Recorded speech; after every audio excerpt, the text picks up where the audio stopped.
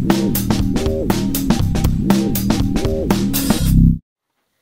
guys, Tyler here from GarageWarrior.com, your #1 resource for hard-hitting home workouts and living the warrior lifestyle. And I got a great question to answer, which is, what is my take on running? And specifically, the person that asked this question was talking about all the hype about high-intensity training, and everybody's saying you should never run long distances, you should never do marathons, and what's my take on that? How do I fall on the spectrum?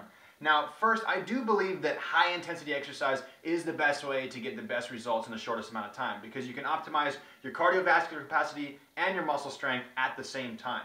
That being said, does running have a place in everybody's program? And so I wrote down 3 things that I'm interested in running to make sure that you're not going to injure yourself and you're not going to damage your overall results. So the first is biomechanics, and this is one that pisses me off a lot. So when somebody goes to a gym and they hire a trainer, that trainer might spend, like a day or a week, or like myself, I'll spend 6 months to a year with somebody teaching them how to squat perfectly. But when's the last time somebody took you outside and taught you how to run perfectly?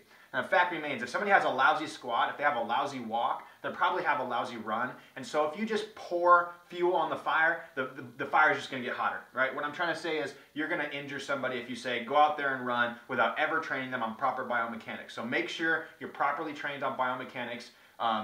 Your glutes are firing properly, and you're doing that 4-foot strike when you're running. There's a lot of details into it, so I can let you guys search the internet for how to properly run in order to get the biomechanics straight. So get your biomechanics straight, otherwise you're going to hurt yourself, plain and simple.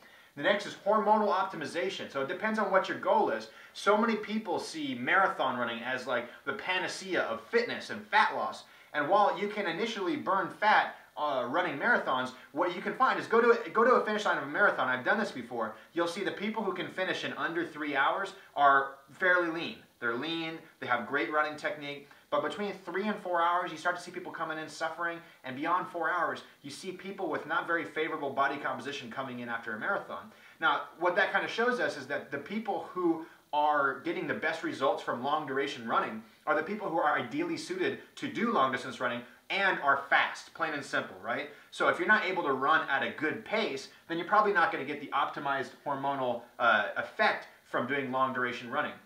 Now, if it's something that you go out there and you do like your Zen state running and you just love doing it and it gets you cleared headed, then by all means do it. Just realize that you are messing with your cortisol ratio, your estrogen ratios. You are messing with your hormones when you do that. The longer the duration, the more cortisol spikes you're having, and obviously that's going to kind of catabolize the metabolic tissue over time.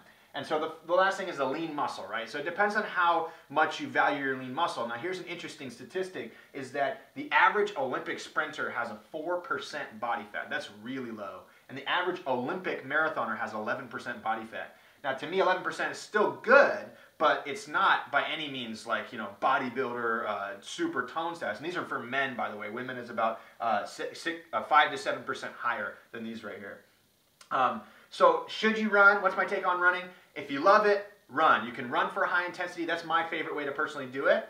And you got to get your biomechanics straight. Make sure you're not trashing your hormones by going super long distances. I'd rather have you go shorter and faster or slower and longer so that you're more in kind of that relaxed Zen state. And then finally, lean muscle. If you guys value your lean muscle mass, it's probably better to stick to the speedy activities and work on your speed, work on your density when you're working on your running. If you guys dig this video, if you got any friends that are runners, please share it with them. Click the like button above. Thanks so much for watching. Thanks so much for helping me spread my warrior message. I'll see you guys next time.